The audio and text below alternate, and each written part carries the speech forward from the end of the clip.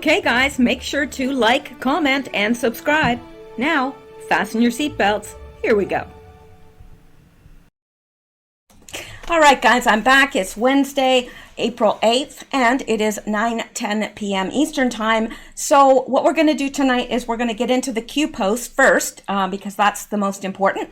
Then we are going to do a second video.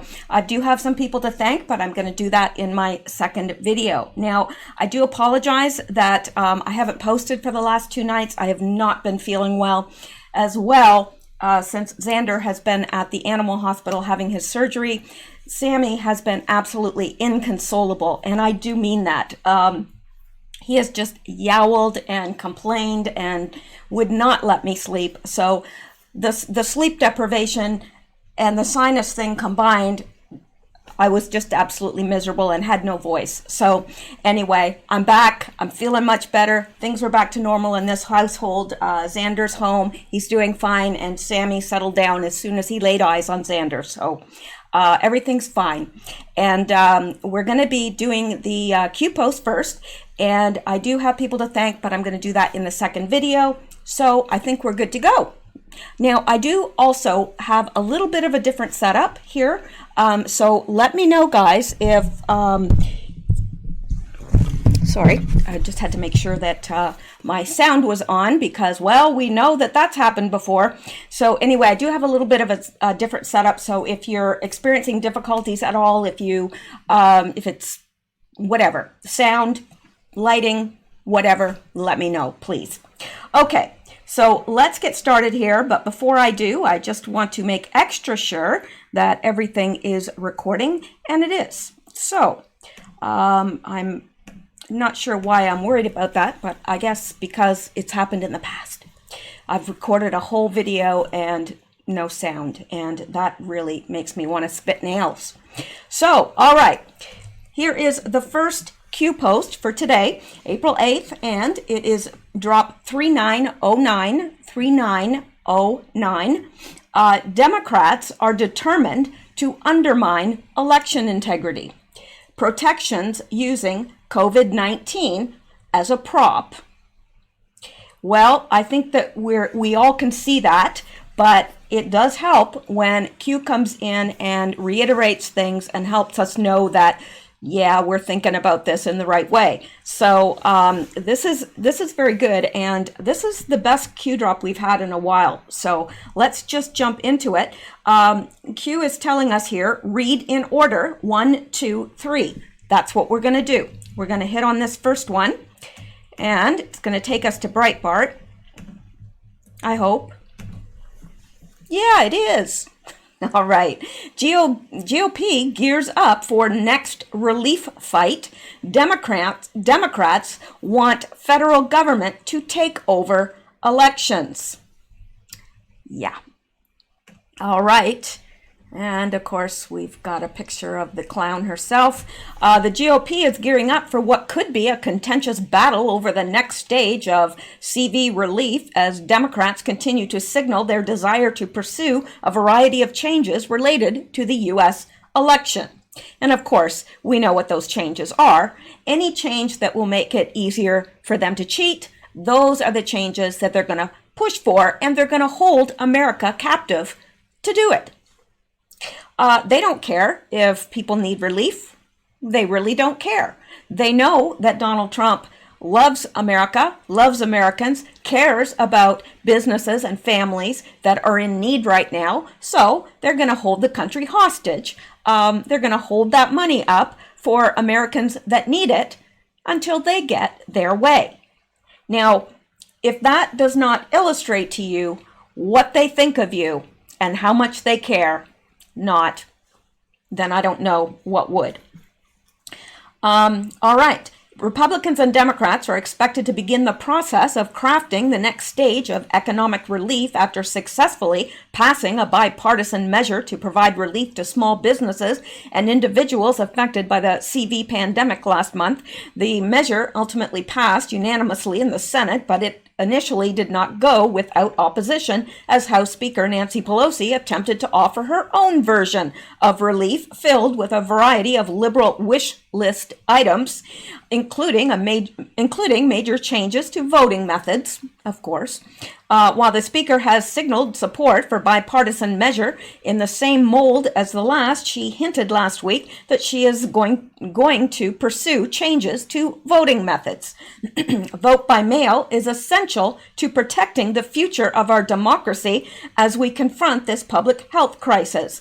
No, actually, Nancy, vote in mail is essential to protecting your future, right?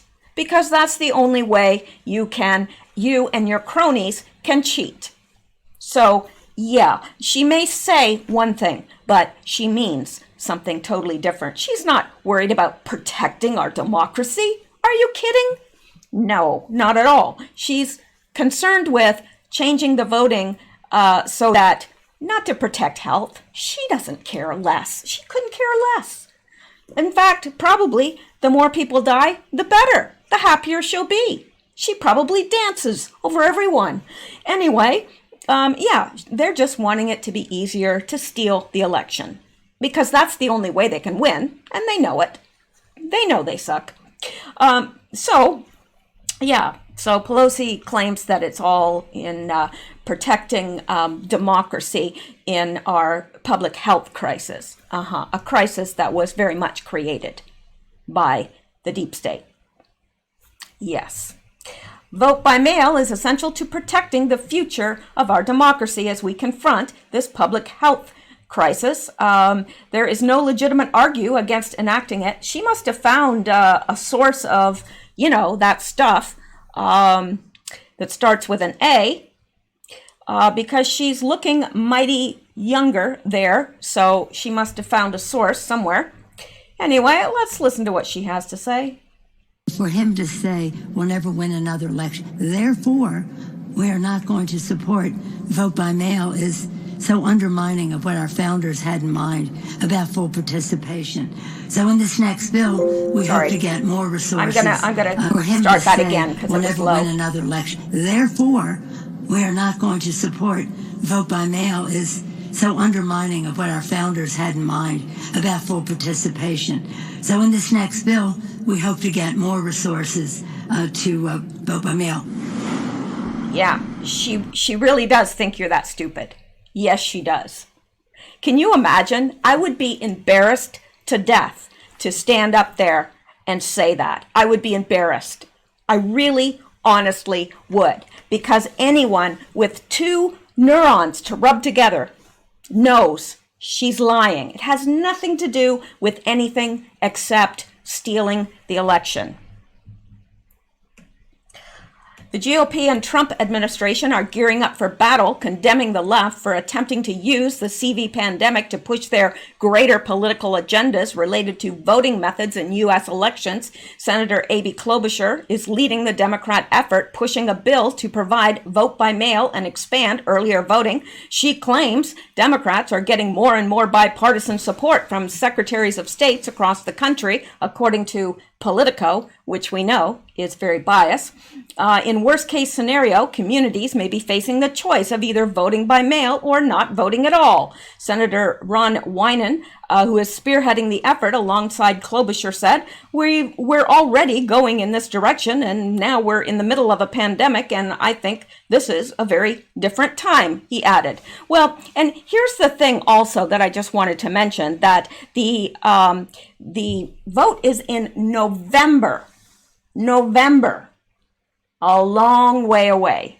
And this virus, who knows what's going to happen with this virus. We're going to have more to say about that. The Phase 3 bill provided $400 million for election security grants, which can be used broadly, including to expand vote-by-mail options and early voting, as well as to clean polling facilities and conduct public education campaigns, as Politico reported. Democrats, however, believe they need more. They always need more. They're whiny cry babies. They're what I call WSMs, whining, sniveling malcontents. It doesn't matter what you give them, they're never going to be happy. Whine, whine, cry, cry. That's all. Sniveling, that's all they do. They're never going to be happy. Nothing's ever going to make them happy. Citing the move by some Republicans to delay primaries amid coronavirus concerns, Klobuchar said that she is looking at that next package to get the funding included, as well as some additional reforms like removing state requirements that voters present an excuse to vote absentee.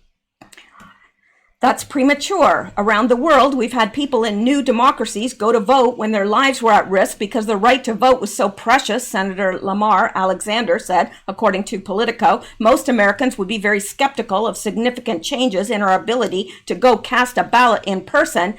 Certainly, at this point, states should run states' elections. Senator Cory Gardner stated Washington, D.C. should not run the state's elections. So if a state determines that's the way it wants to go, a state should make that decision. Senator John Cornyn took it a step further, stating bluntly that Democrats want the federal government to take over elections. Our Democratic friends want the federal government to take over elections, but historically, those have been handled at the state level, Cornyn said, according to Politico. If voters can go to the grocery store, they can go to the polls, he added.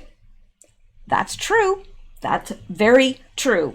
Nothing stops people from going to get gas, going to the grocery store, going to the drugstore, whatever they need. Nothing stops them, does it? No. Oh, but voting. No, better not vote. We'll get the virus. Right. I think a lot of people cheat with mail-in voting, Trump said last week. I think people should vote with ID, with voter ID. This whole thing is just a tempest in a teapot is what it is. They're making this a big deal where there isn't a big deal. And the only reason they're doing that, of course, is to steal the vote. Absolutely. Several Democrats, including Hillary Clinton, will she ever just go away? Really? I mean, we showed her with our vote that we don't want her, but she's never accepted it. I mean, she needs some therapy, really. She does. She needs professional help. Just go away, Hillary. Go away. We don't even care if you go away mad at this point. Just go.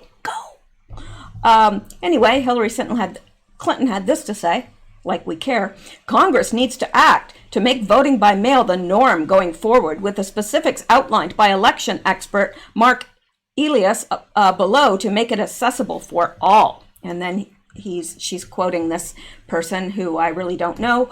4 pillars to safeguard voting rights by vote by mail. With vote by mail, postage free or prepaid ballots postmarked by election day, signature matching laws reform to protect voters, community organizations can help collect and deliver voted sealed ballots. Yeah, right. Nothing in there about stealing the election, but that's exactly what they intend to do. And down here, there's more Hillary, because, she's never going to shut up. I feel sorry for Bill. He must, just stick those, the earplugs, like when somebody snores or something. He probably has those in 24 hours a day. It's probably just like he probably says it. Shut up, Hillary. Really. I'm so sick of hearing from this woman. I don't care what she has to say. I don't care about her opinion. I just want her to go away. Please. States must take concrete steps now to make sure every citizen can be heard in November, no matter where we are by then, in fighting the COVID-19 pandemic. Okay, so anyway, and then this is Mark Elias's rules again. Who cares? So then what's this? Nonetheless, Senate Majority Leader Mitch McConnell has warned Democrats, Pelosi particularly, against taking advantage of the crisis to do things that are unrelated to the crisis. Yeah, the election is not related to the pandemic. So any legislation or any relief or anything else should be geared toward that and nothing else. That's how I feel about it anyway. And I think our president feels the exact same way. Okay, so that is the first thing that Q wanted us to read. And let's go back and we're going to look at the second. And this is something. Yeah. Or maybe this isn't what I thought it was. All right. Harmeet Dillon, CV and elections, Dems doing this to gain. Hang on here. Last night, the state Supreme Court overturned. All right. Says Harmeet Dillon, coronavirus and elections, Dems doing this to gain political edge. No, they wouldn't do that, would they? With bells on, they would. All right. Democrats are attempting to use the devastation caused by COVID-19 pandemic to take over elections again and do so permanently, which means there would never be another Republican in office, not ever.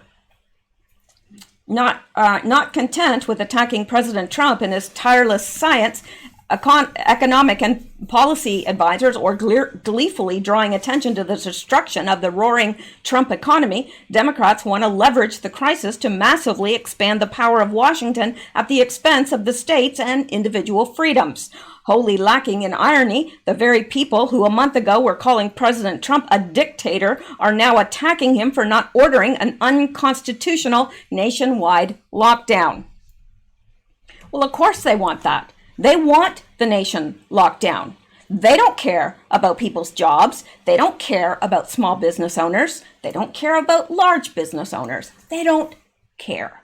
They don't. They want it shut down so they can point to Trump and say, look at where we are because of him and his policies. That's exactly what they do. It's all about gaining power to them. Power and more. They want access to all that money that they've lost control of. All right. RNC chairwoman Ronna McDaniel, Democrats' coronavirus voting plan. This is the way to undermine democracy. The Constitution is often inconvenient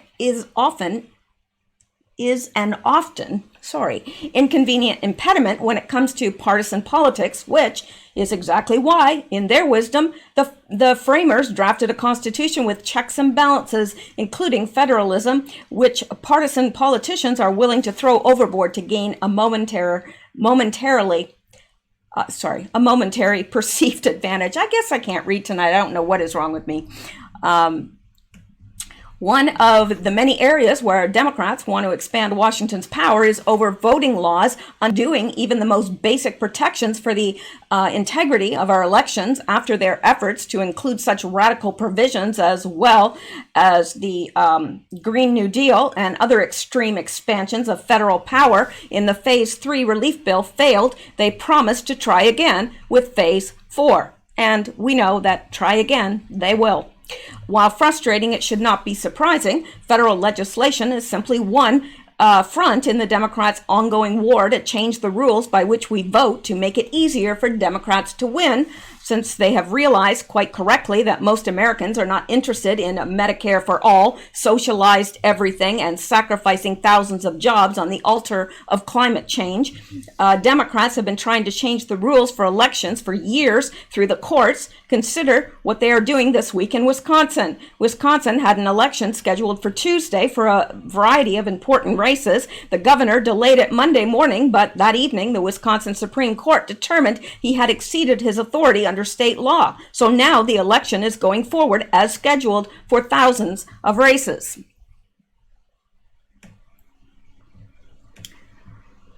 Democrats, led by Democratic National Committee lawyer Mark Elias, has already sued to change some of the rules governing the election in light of the COVID-19 pandemic. Okay, well, that's who Mark Elias is. He is the Democratic National Committee lawyer.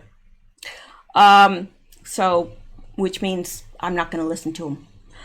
Anyway, normally, Wisconsin requires absentee ballots to be received by election date to be counted. This is a common sense rule in many states. It allows ballots to be counted quickly, gives finality to the election, and prevents shenanigans with ballot harvesting and attempts to change the result after election day. The Democrats asked the district court to allow absentee ballots postmarked by Election Day to be counted, even if received after, due to delays in processing a large number of absentee ballot requests and speculative delays in the mail. Instead of just granting the requested relief, the court went even further. Its order allowed absentee ballots received by next Monday, April 13th, to be counted regardless of when postmarked. That meant that people could vote almost a week after Election Day. While the Democrats did not ask for that rule change, probably because it would have been a ridiculous request, when the court granted it, they defended it on appeal and claimed it was really what they wanted all along. After an emergency appeal, the U.S. Supreme Court reversed the court's ruling, upholding the important principle that people cannot vote after Election Day and requiring ballots to be postmarked by Election Day. This is a classic move from the Democrats' anti-election integrity playbook. Back in 2008, Elias convinced the Minnesota Secretary of State to change the rules after the election, resulting in the post-recount victory of Al Franken over Norm Coleman for the Minnesota state seat. Franken's victory gave Democrats the 60th vote in the Senate needed for the supermajority that allowed Obamacare to pass.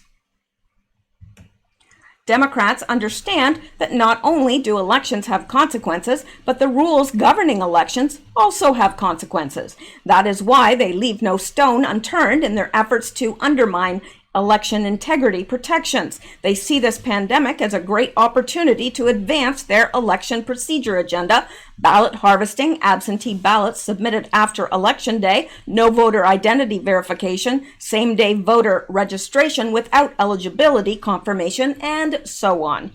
Thanks to the leadership of Senate Majority Leader Mitch McConnell and other Republicans in Congress, Speaker Nancy Pelosi will not succeed in making her home state's disastrous election rules the nationwide standard, but that will not stop her and her fellow Democrats from trying. No, nothing stops them.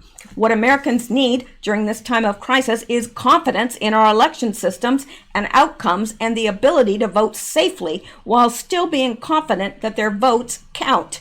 They need consistent rules, not changes literally the day before an election. In a time of great upheaval, they do not need Democrats sowing further confusion in order to help more Democrats win. And of course, we know that that is exactly what they're trying to do. So, yeah, very, very interesting. And Q had wanted us to read that. And the third thing that Q had wanted us to look at was this tweet by our president, Donald J. Trump. Republicans should fight very hard when it comes to statewide mail-in voting. Democrats are clamoring for it. Tremendous potential for voter fraud, and for whatever reason, doesn't work out well for Republicans. Yeah, whatever reason. We all know the reason it never works out well for Republicans, because the Democrats cheat, and I don't think that they feel the slightest bit of guilt about it. They don't care. As long as they win, as long as they have power, as long as they have access to money, they don't care.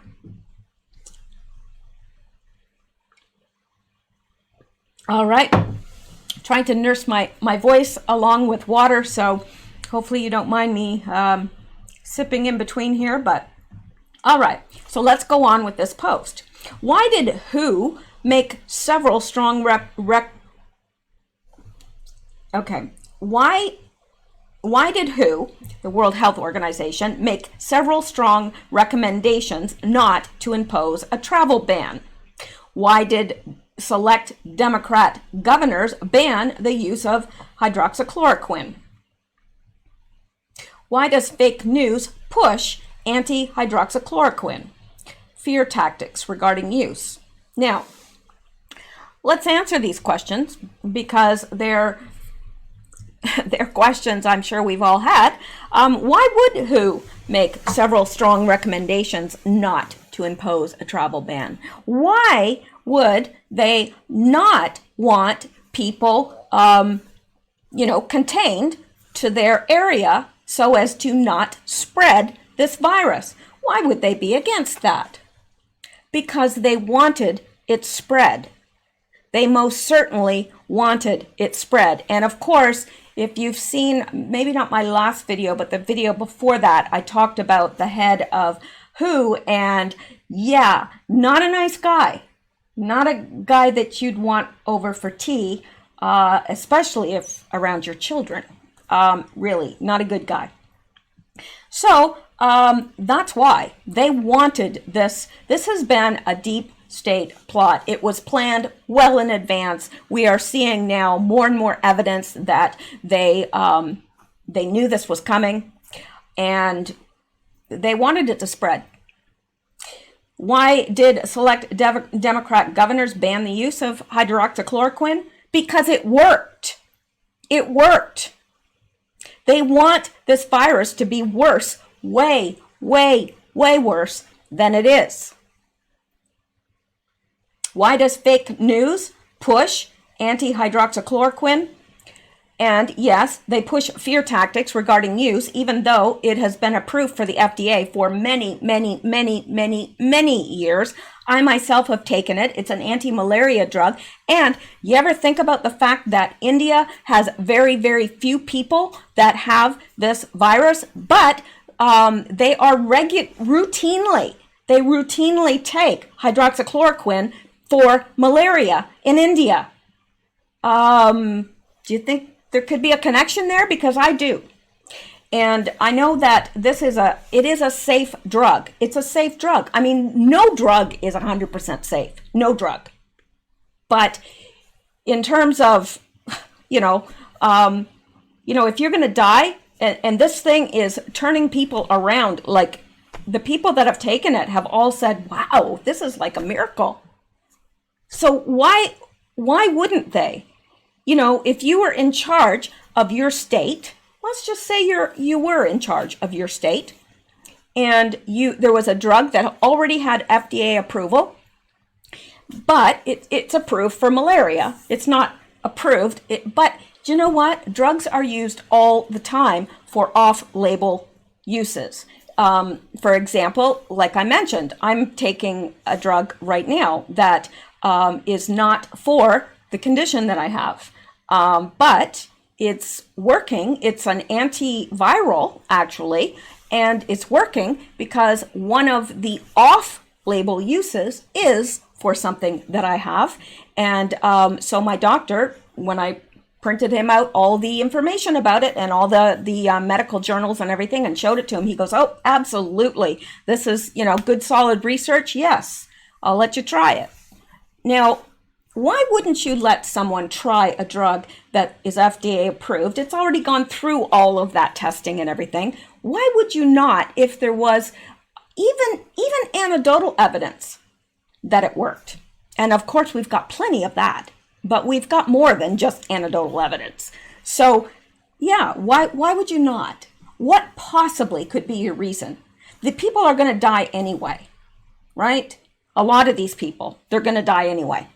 So why would you be telling somebody that has coronavirus and they're on a respirator or whatever, why would you be telling them, no, we don't want you to take this malaria drug because we don't know, could kill you?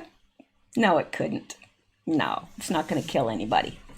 It would have been killing people by now if it was going to kill anybody. But, what possible reason? So, yes, you have to surmise that they want it to be bad. They want people to die. So they can say, oh, look, we got to shut everything down because look at these people over here. Got to shut things down. All right. Why does fake news push it? Well, we know it's the arm of the Democrat Party. So we know the Democrats are the ones that are pushing.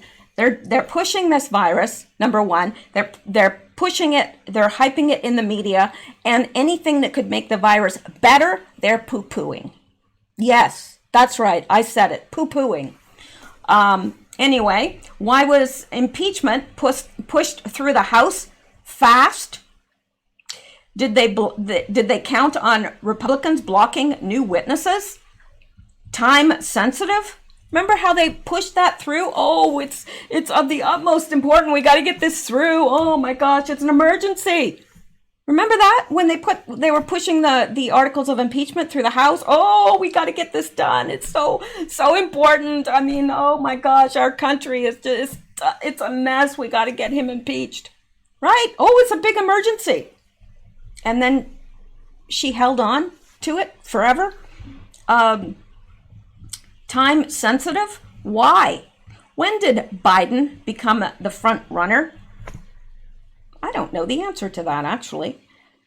I guess I should find out. It was around that time. I'm not sure, actually, when he became the front runner.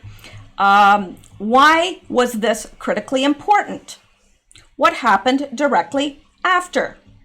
Who benefits the most? Now, that is one of those questions that answers itself. Who benefits the most? Who benefits? Yes, they do. Everything at stake. And also, who benefits? Yes, they do. But also, the Democrats benefit. Because when everything is shut down and the country's going to pot and, people are hungry, there's no toilet paper, which is a manufactured crisis. It has to be, because it's ridiculous. And, people are miserable and they're hungry and they don't have work and, can't pay their rent. Yeah, and the Democrats are going to say, well, look right over there at Trump. That's the one that's responsible for all this. It benefits them. When everything else failed, do you attempt to cheat? Yeah. Yep, that's exactly what they do. They attempt to cheat. Welcome to the Democrat People's Republic of China Party. The silent war continues, ... Now, there has been a countdown with this silent war stuff because there was like 4 dots, then 3, now we have 2. So there is some sort of a countdown happening here. Also, he put 6+. And if you go back to Q, this is the 11th of November, 2017, you'll see that here, and I know this is very small here, but hang on. This was 11th of November 2017, called the Puppet Masters. This is drop 133. And it said, who are the Puppet Masters? House of Sod, 6+++. Rothschild, 6++. Soros, 6+. All right, now these are the 3 sides of the pyramid, remember? And so when he puts 6+, he's saying the silent war continues, and then he's telling us who that silent war is with. 6+. Soros. He's funding the Democrat Party and just about everything else. So, yeah, I wanted you to see that. So he's giving us this. Now, I want to, let me see here. I want to, when did Biden become front runner? I know it makes the video a little bit longer, but I do want to be able to, when did Biden become front runner? That's what I said. In March, Biden was endorsed by 10 of his former competitors, bringing the total number of his endorsements to 12. Biden earned enough delegates on Super Tuesday 2020 to pull ahead of Senator Bernie Sanders. On April 8th, 2020, after Sanders suspended his campaign, Joe Biden became the presumptive nominee. So, there you go. All right. So I guess actually today he became the front runner because Biden dropped out. So, wow. Think of the implications of that. Oh, I'm looking forward to their first debate. Man, am I looking forward to it. Yeah. Oh, I can't wait. All right. Now, let's look at this. This is by Lisa May Crowley. Democrats using pandemic to push for vote by mail. Dems want nationwide lockdown to push mail-in voting, including allowing votes postmarked a week after Election Day. POTUS knows Dems want to cheat. Of course they do. Who didn't want travel? The World Health Organization didn't want travel ban. They wanted rapid virus spread. Deep state against HCQ because it works. Fast impeachment by House enabled start of pandemic. Yes, it did. Biden, frontrunner, Super Tuesday, 3rd of March. Need him there. Dementia will be excuse to insert Hillary Rodham Clinton or Big Mike, 6+, Soros, owned by China? Yeah, probably. We've been told first indictment will send a shockwave and trigger mass population awakening. Rudy Giuliani refers to pandemic as a biological attack. I've long believed FISA abuse would not be enough to wake people up. An intentional bio attack by deep state would. The 6+ in the kill box, I believe, is in reference to Soros, yes, who Q referred to as 6+ on 11th of November 2017. He owns the Democrat Party. Would be phenomenal if he is the first unsealed indictment. Oh, is it too much to hope for? Oh, please. This below fits with 6+. I'm sorry. Yes, this below fits with 6+ equals Soros. Soros funded Brennan, CTR for Justice. Center for Justice advocating use of drop boxes to deposit ballots on voting day this November as part of a suggested overhaul of U.S. voting system due to the Chinese coronavirus pandemic. And let's move down here. Who recommended USA not impose? Now this is by Die Presse Libre.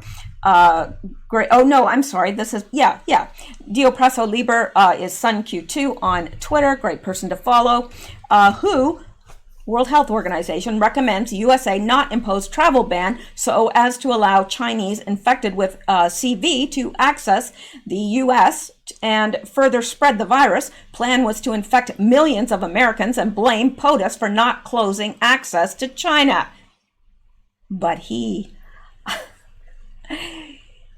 circumvented that by putting in a travel ban anyway.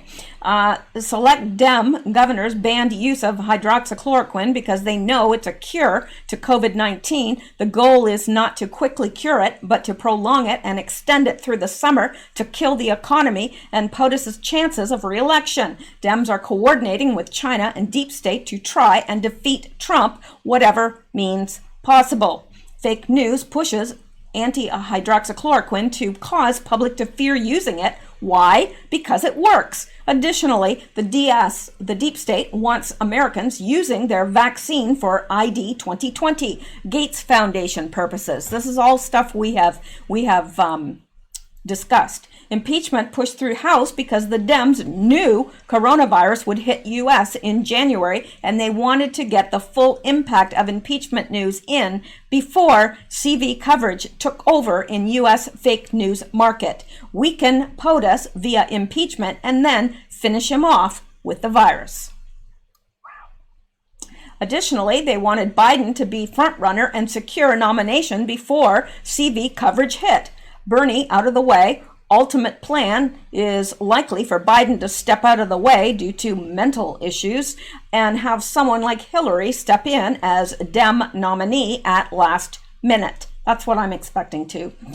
CV steals all attention away from discussions re Biden and all the problems he has with Ukraine, China, Hunter Biden, etc. Focus is off Biden and on CV. Total narrative change. Dems want the CV to last through summer and early fall to prevent Americans from focus on Democratic candidate for election. Dems are working with China. Dems cheat. Absolutely. It's kind of like lawyers lie, Dems cheat. You know. This is not another 4-year election. They must win at all costs or they're finished permanently. I think Q post 133 indicates the 6 plus is Soros. I would agree with that. He is one side of the triangle, though, so double meaning. Triangle has 3 sides. He's worth 1 trillion. Soros is in the kill box. Oh, please be the first indictment. That would be awesome, man. He has plagued the whole world. Really, he has. All right, so we're finished when that's only the first, but hopefully the rest will move a little bit quicker because, boy, this is going to end up being long. All right, this is drop 3910. John Durham, the last trusted prosecutor in Washington. And I made this a little bigger over here. John is a dedicated prosecutor who sees things in absolute terms, said H. James Pickerstein, a former chief assistant U.S. attorney who hired Durham in the Connecticut office in the 1980s. Pickerstein said Durham relied on a good versus evil vision of the world while overseeing the probe of former Governor John G. Rowland. All right, and beneath that, Q has left us with two links that he wants us to look into, and that's exactly what we're going to do. So let's click on the first one here. The last trusted prosecutor in Washington. Yes. John Durham is the legendary lawman digging into how the intelligence probe of Donald Trump started. John Durham may be the most consequential and least known figure in Washington right now. In May, U.S. Attorney General William Barr selected Durham, a longtime prosecutor with a resume so sterling it nearly glows, to investigate the origin of the special counsel's probe into Russian interference in the 2016 election and whether it was properly predicated. Some Trump fans believe there was a vast effort by a deep state of high-ranking intelligence and law enforcement officials to smear Trump or hinder his campaign by creating a perception of corrupt ties to Russia. In late October, the New York Times quoted unnamed sources who said that Durham's probe had officially become a criminal investigation, meaning he now has the power to subpoena for witness testimony and documents, to convene a grand jury, and to file criminal charges. Since he is an attorney general appointed by President Trump, almost every decision from William Barr is criticized by Democrats as a partisan abuse of law enforcement powers, but the appointment of Durham received no backlash and in fact received praise far and wide. Who is Durham? This rare as a unicorn figure who can reassure lawmakers, talking heads, and court watchers on both sides of the aisle in an era where everything seems destined to turn into a loud partisan food fight. To say Durham is tight-lipped is an understatement. He lets his courtroom arguments speak for him and rarely talks to reporters at all. Those who have covered him for years, or more accurately, tried to cover him, say that when he does run into reporters, he is cordial but uninformative, and almost never on the record. In Durham's questionnaire for the Senate, while awaiting confirmation to be a U.S. attorney, he was asked to list his written work. He answered that he had never written or published any books, articles, reports, or letters to the editor. The Senate confirmed him unanimously, with home state Senator Richard Blumenthal calling him a fierce, fair prosecutor who dedicated his life to public service and the pursuit of justice. Durham is nicknamed inevitably the Bull, and his reputation makes clear he doesn't take any of it from anyone. Love that.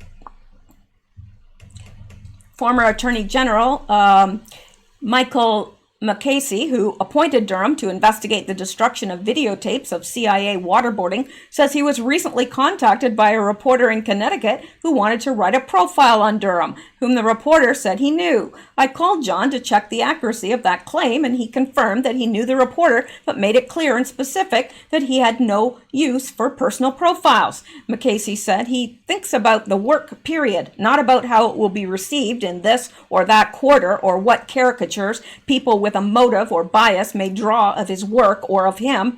It is for that reason that I think he will be unaffected by the pressure of how his work will be received and how he will be portrayed. Indeed, how some of the media have already started to portray him. McCasey said Durham reminded him of the title of Franklin Roosevelt Dern reminded him of the title of Franklin Roosevelt advisor Louis Brownlow's autobiography, A Passion for Anonymity. The only time Durham has offered public remarks on his work was in March 2018 lecture at the University of St. Joseph in West Hartford, Connecticut. Durham was introduced by his friend of 3 decades and frequent prosecutorial partner Leonard C. Boyle, the deputy chief's attorney in Connecticut, and Boyle observed, "At least 3 members of the press are here tonight because they probably realize that this may be their only chance to hear John speak about his work other than in a courtroom. He's notoriously shy about speaking about himself." But in the subsequent remarks, Durham made it sound like his reticence to speak publicly wasn't mere shyness, so much as deliberate strategy to serve justice. One thing that I try to bear in mind and try to encourage in new young prosecutors, particularly those who are making their bones or cutting their teeth, is an awareness of the incredible power that is wielded by law enforcement, and perhaps federal law enforcement in particular. Issuing a subpoena can destroy someone's reputation. It can damage their business, hurt their families. It is an awesome power that we have that should only be used in appropriate instances. It is important for the system, as for prosecutors, to protect the secrecy of proceedings, not because we want them to be secret, but because we're not always right. Maybe accusations that are launched against somebody are untrue, and again, we can destroy a person if that information gets out. This is really, really long, and I'm not going to read the rest of it. I think that we've got, the gist of what is being said here. This is a very, very, very long article, and we will be here all night if I continue to read it.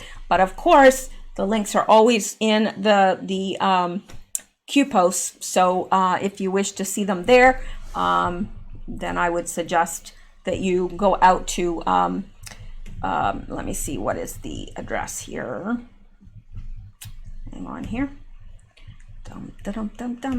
All right, this is where I go, www.qmap.pub. So you will always find the latest Q posts there, so you can peruse them at your leisure. Okay, let's go back now, and we're going to hit on the second article here. All right, profile, John Durham. This is by BBC News.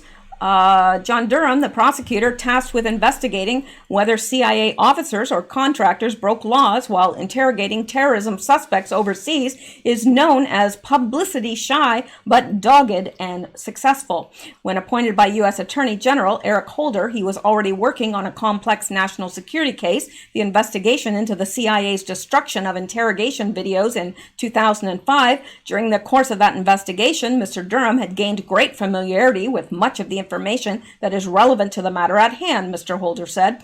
Mr. Durham is a career Department of Justice prosecutor who built his reputation pursuing organized crime cases in Connecticut. He was appointed by then Attorney General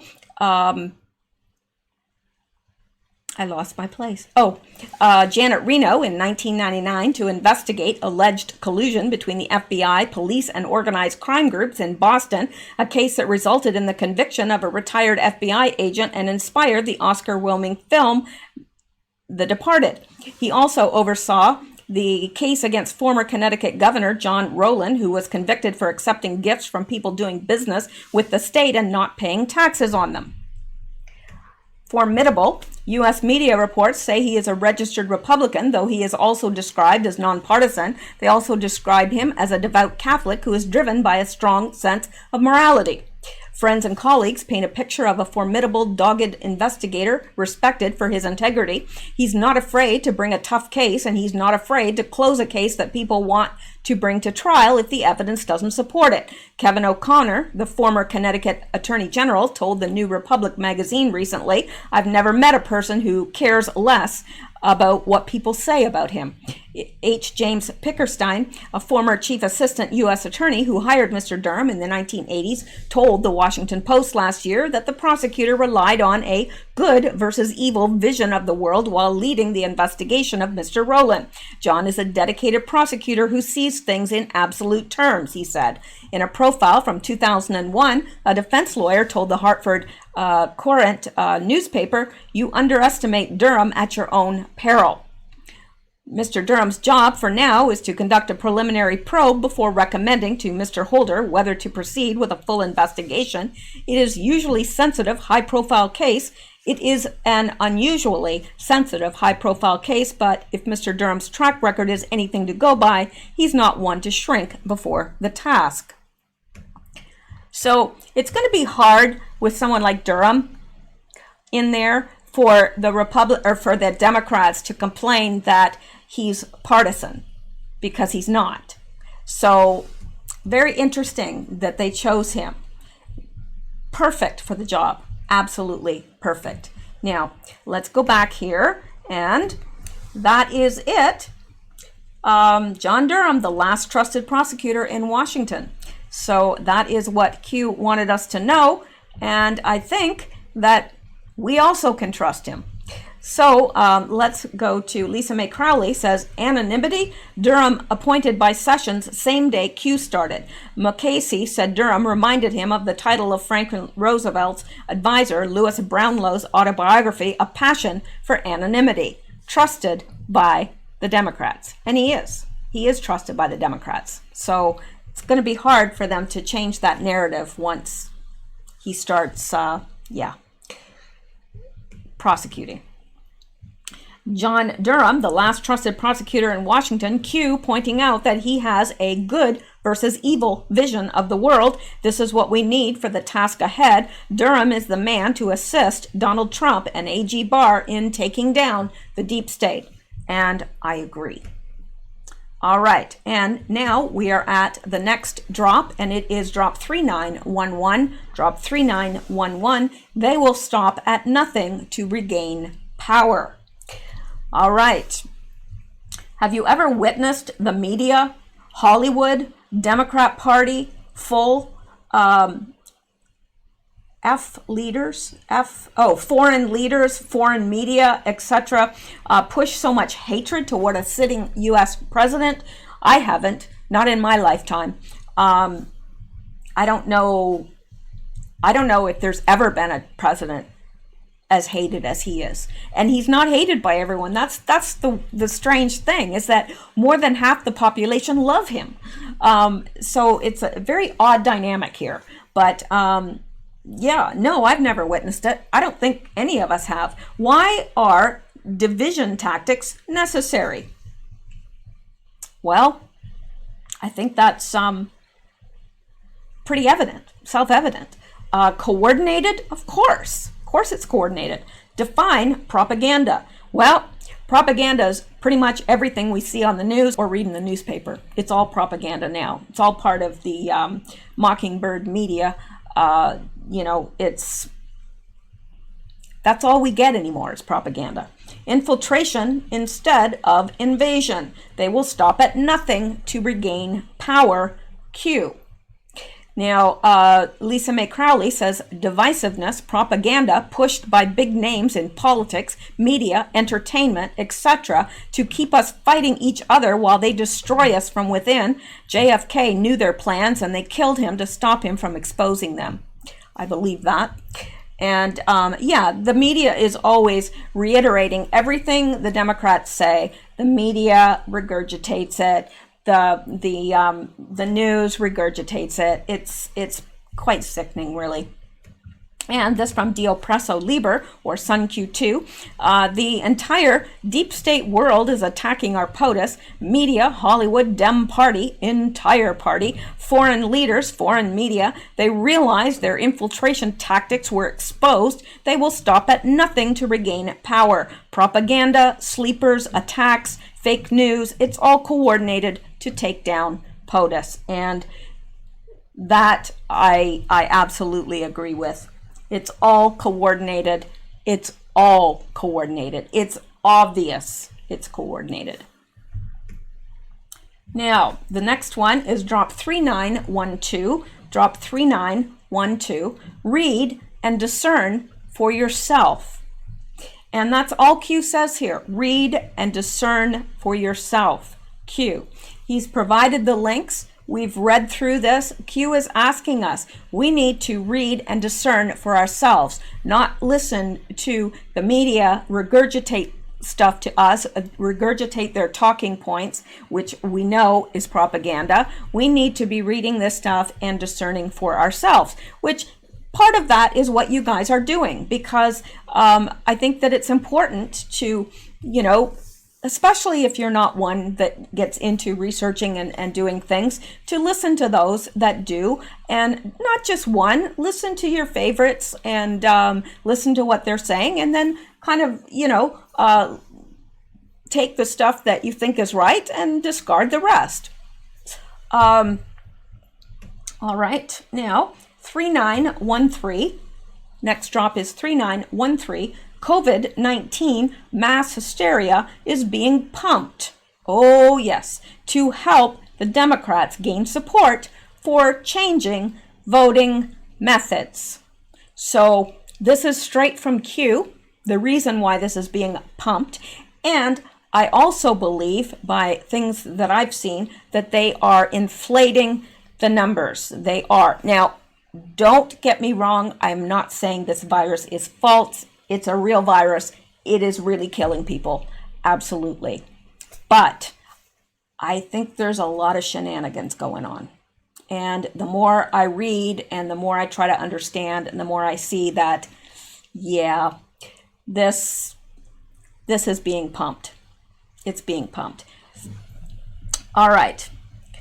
And Q gives us a link to this to a Twitter page, and we're going to go out and look at this.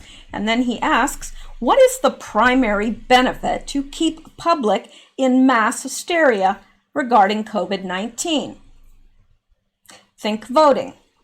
Are you awake yet? Q. And that's true.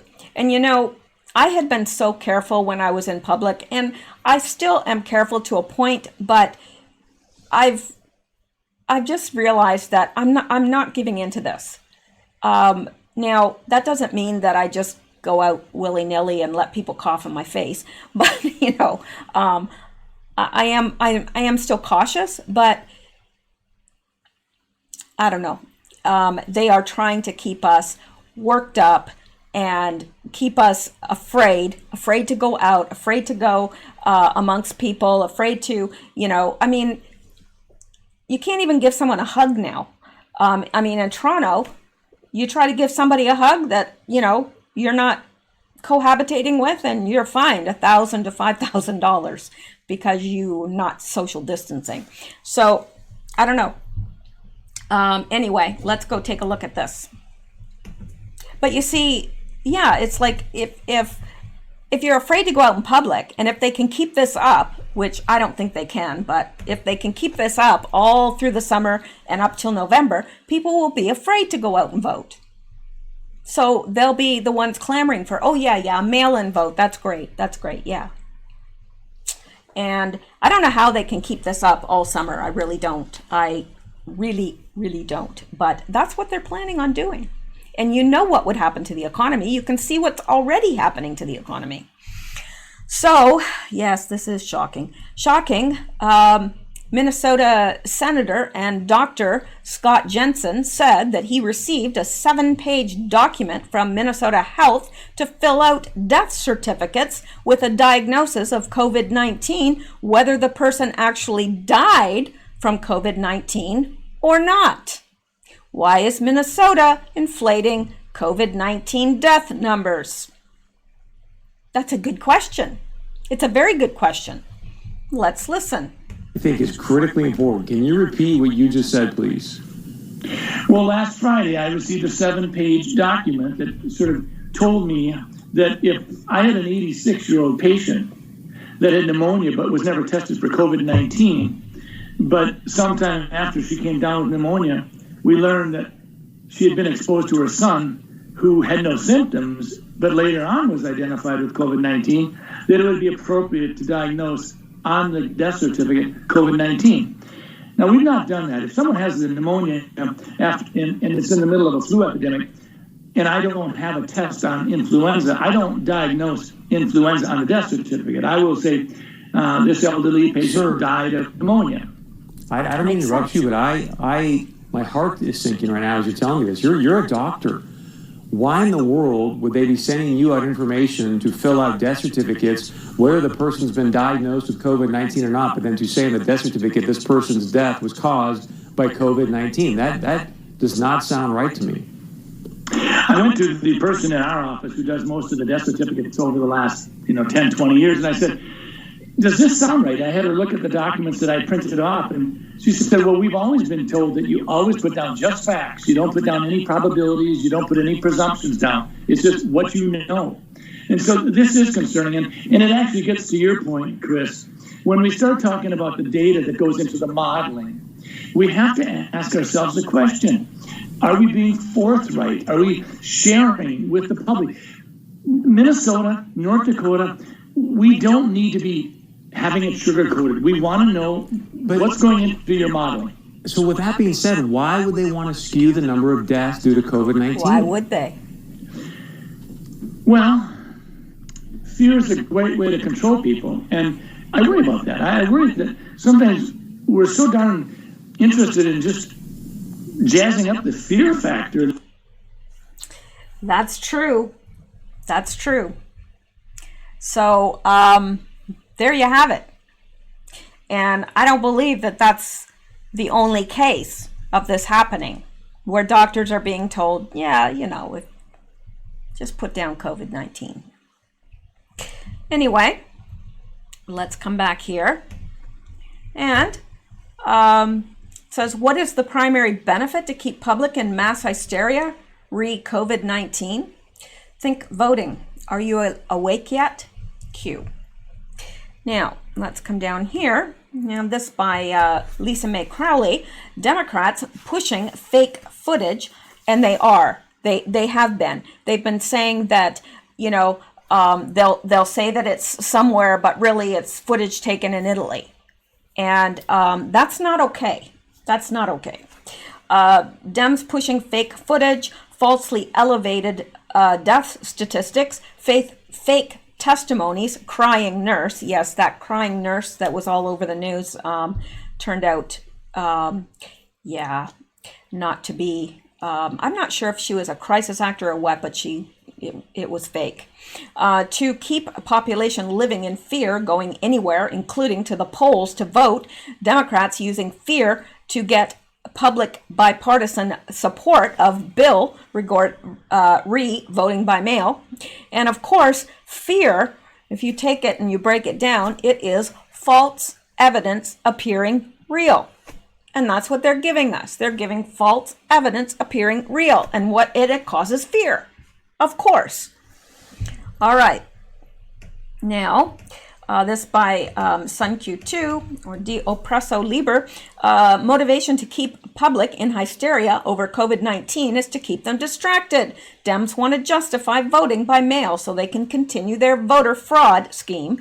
If public focused on virus, they're not focused on Biden and his problems. The Dems oppose Donald Trump promoting hydroxychloroquine as a cure for COVID-19 when combined with a couple other measures. Why? They want POTUS to fail so the economy fails in time for the election. They know it's working as a cure and therefore they cannot promote their vaccine,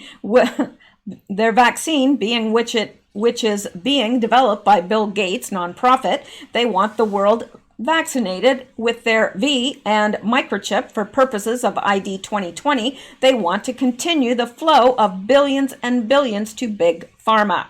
Dems and big pharma are not interested in the cure. They want death, population control, and a continual flow of drugs that don't cure the virus but contain the symptoms. This ensures endless supply of money to maintain treatment. Q said the cure will spread worldwide.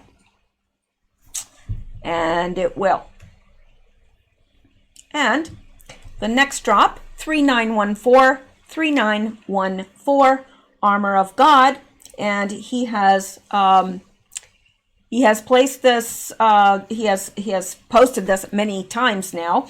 the armor of God. Finally, be strong in the Lord and in the strength of his might. Put on the full armor of God so that you will be able to stand firm against the schemes of the devil.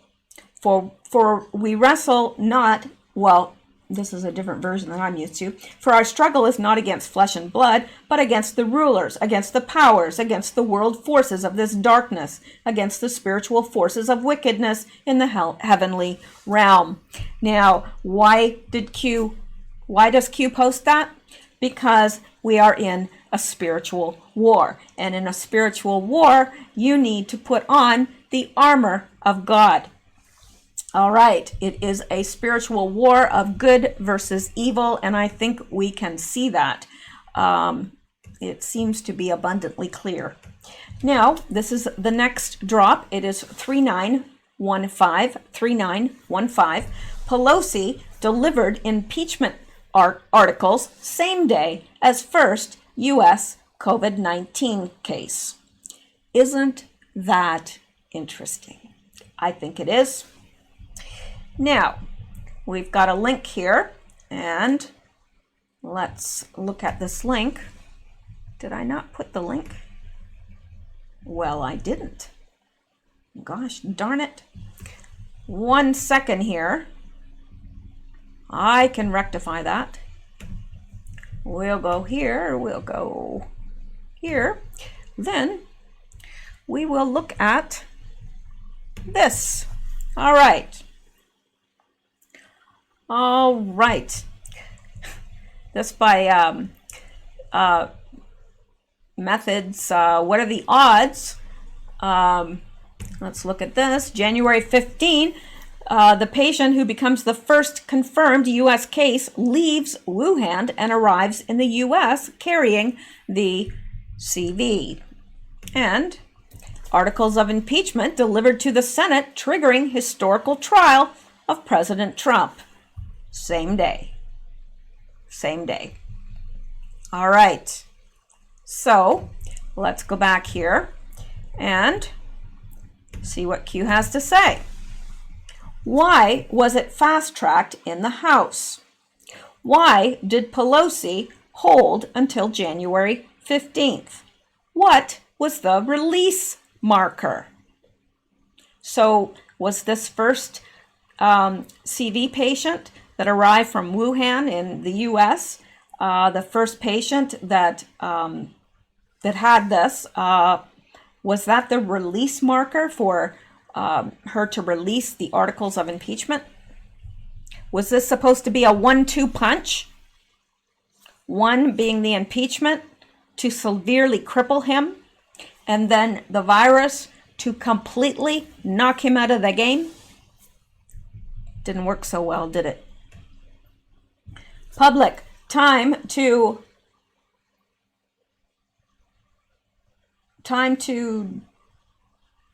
negotiate Senate witness process. What if impeachment was meant to fail? What if impeachment was meant to distract from overseas developments? Developments like, the virus.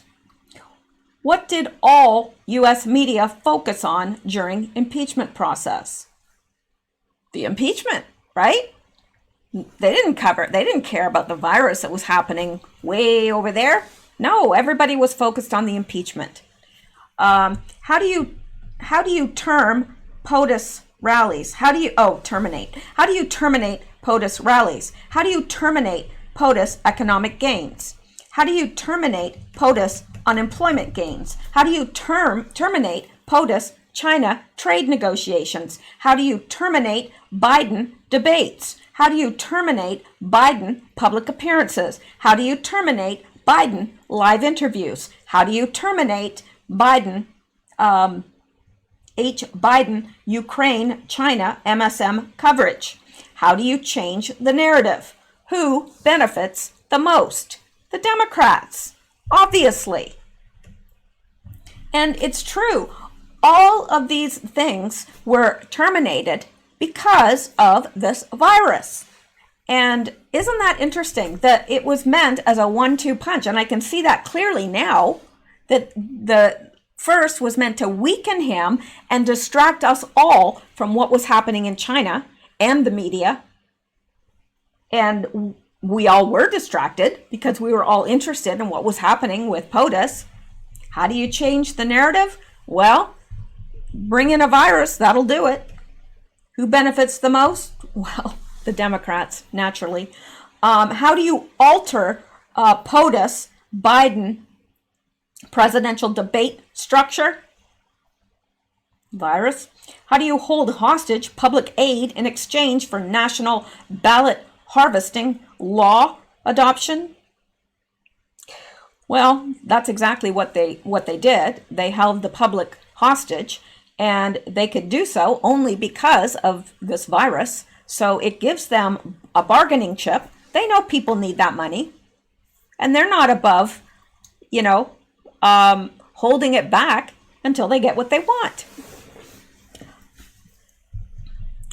How do you appease radical left knowing Sanders' dropout coming? Hold hostage public aid in exchange for Green New Deal? The truth will shock the world. Regain power by any means necessary. Now, let's look at this. Nice find, M2 Madness, and that's what we just looked at, that Trump had, or Q had us go out and look at. House delivered articles of impeachment. No coincidence. Same day, first confirmed U.S. case left Wuhan to return to U.S. Dems would kill to regain power. They will hold next relief bill hostage to get election laws changed. And this by Sun Q2 or The Oppresso Liber. The date the articles of impeachment were delivered to Pelosi, January 15th, was the same date the first Chinese CV patient arrived in the U.S. Not a coincidence. Q saying impeachment was meant to fail. It was a distraction from the coronavirus developing. Stupid green projects, and they use it to hold public hostage so they can attempt to get additional billions for their pet projects. The Bernie brothers are distracted by coronavirus and not making a huge deal out of Bernie leaving the race. Biden hidden away while POTUS can't attend rallies. Dems seek to modify voting so they can try to steal the election. The truth will shock the world. Let's hope it's sooner rather than later. I honestly don't know how much more people can take. Yeah, it seems as if the whole nation has been held hostage by the Democrats and the deep state. Now, Henry Kissinger, the plan to install a world government through fear. Now, let's go over here. I've made it bigger. Today, Americans would be outraged if UN troops entered Los Angeles to restore order. Tomorrow, they will be grateful. This is especially true if they were told that an outside threat from beyond, whether real or promulgated, that threatened our very existence. It is then that all people of the world will pledge with world leaders to deliver them from this evil. The one thing every man fears is the unknown. When presented with this scenario, individual rights will be willingly relinquished for the guarantee of their well-being granted to them by their world government. Henry Kissinger, in an address to the Bilderberg meeting at Evian, France, May 21st, 1992. Now, isn't he, Henry Kissinger, isn't he the same person, and I'm not sure, I'd have to look this up, that said, we need a world leader, and be he God or Satan? I can't remember. I'm going to have to look that up. Anyway, down here, Q says, the silent war continues. And notice there's two dots. And it seems like there's a countdown with those dots after the silent war continues. It's 4, 3, 2. Not sure what that's about, but I'm sure we will before too long. And Lisa Mae Crowley, interesting timing of this drop. Just 2 days ago, Stephen Bannon excoriated Kissinger for having blood on his hands, and boy, does he ever. Bannon, trust me, to my last breath, we're going to hunt you down and expose it all, and we're starting with Kissinger. And Dio Presso Liber says, the silent war continues. Notice the 2 periods at the end. On February 12th, there were 3 periods after that statement, and February 8th, there were 4 periods. However, Q has used 2 periods after this phase the last couple times he's posted it. Countdown, maybe? Well, I think so. I think that that's what he's doing. Absolutely. And this is going to turn your stomach, so I'm just warning you in advance, all right? I'm warning you, and I don't know how much I can delve into this on screen because I don't know. This is bad. All right. So if you are okay, it's about this word right here, right there. Hopefully you can see it on your tiny phones. Human, this, and spirit. I'm not going to say these words because they may not let me upload this. So, yeah. So we have 2 links here.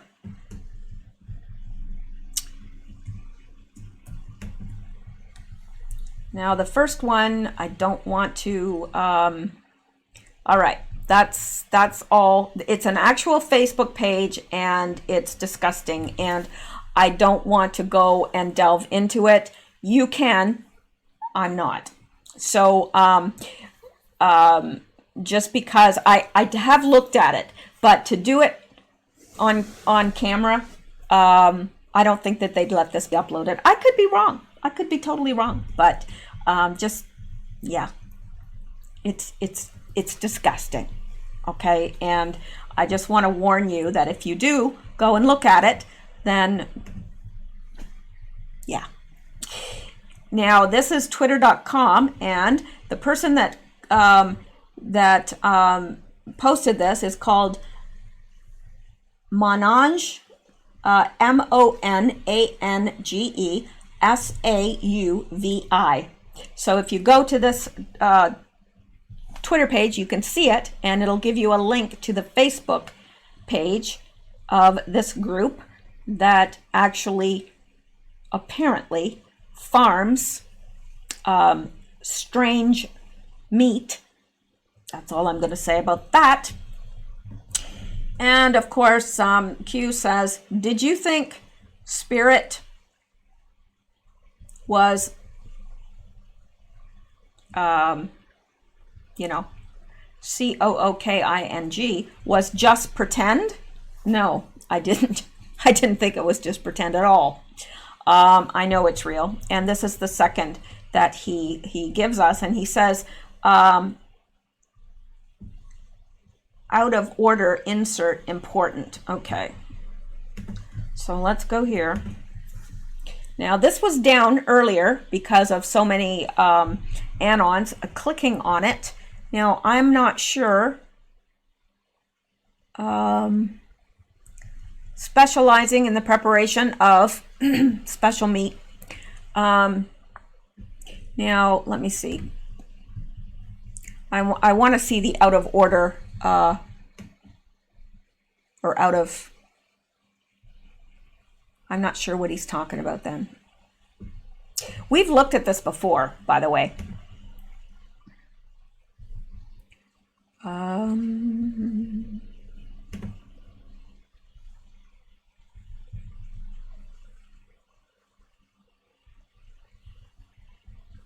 Well, I'm not sure, but it's disgusting. Look, you can even ask some questions here. You can contact them. Why anyone would do that, I don't know.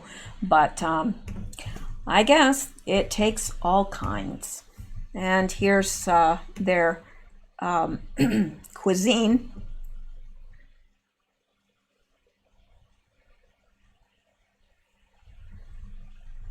Oh, maybe Q was saying that because I know that this was down earlier, this whole website was down earlier because of so many people trying to look at it.